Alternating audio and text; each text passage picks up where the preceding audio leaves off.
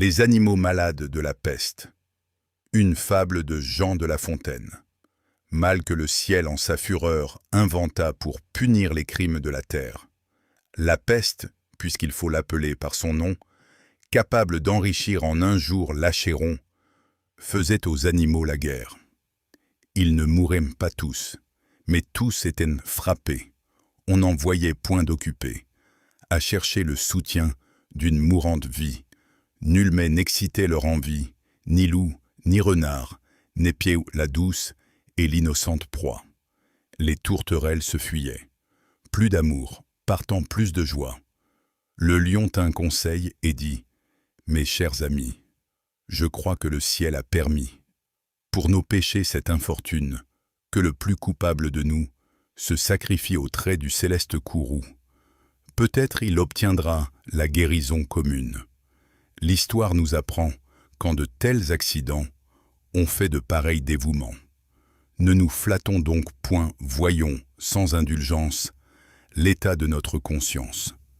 Pour moi, satisfaisant mes appétits gloutons, j'ai dévoré force moutons.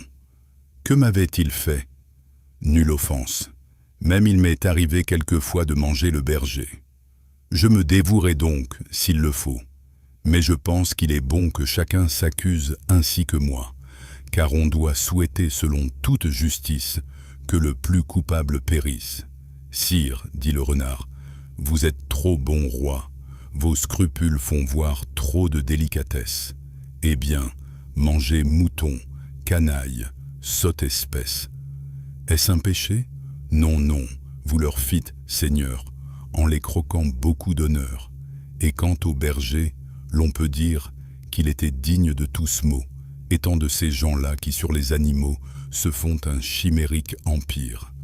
Ainsi dit le renard, et flatteur d'applaudir.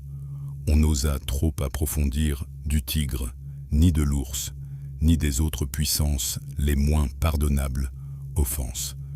Tous les gens querelleurs jusqu'au simple matin. Au dire de chacun éteintes de petits seins. L'âne vint à son tour et dit « J'ai souvenance qu'en un pré de moines passants, la faim, l'occasion, l'herbe tendre, et je pense quelque diable aussi me poussant, je tondis de ce pré la largeur de ma langue. Je n'en avais nul droit, puisqu'il faut parler net.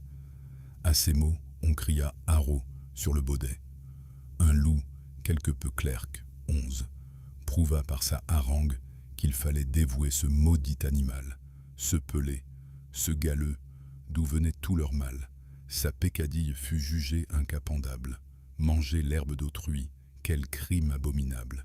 Rien que la mort n'était capable d'expier son forfait. On le lui fit bien voir, selon que vous serez puissant ou misérable. Les jugements de cour vous rendront blanc ou noir.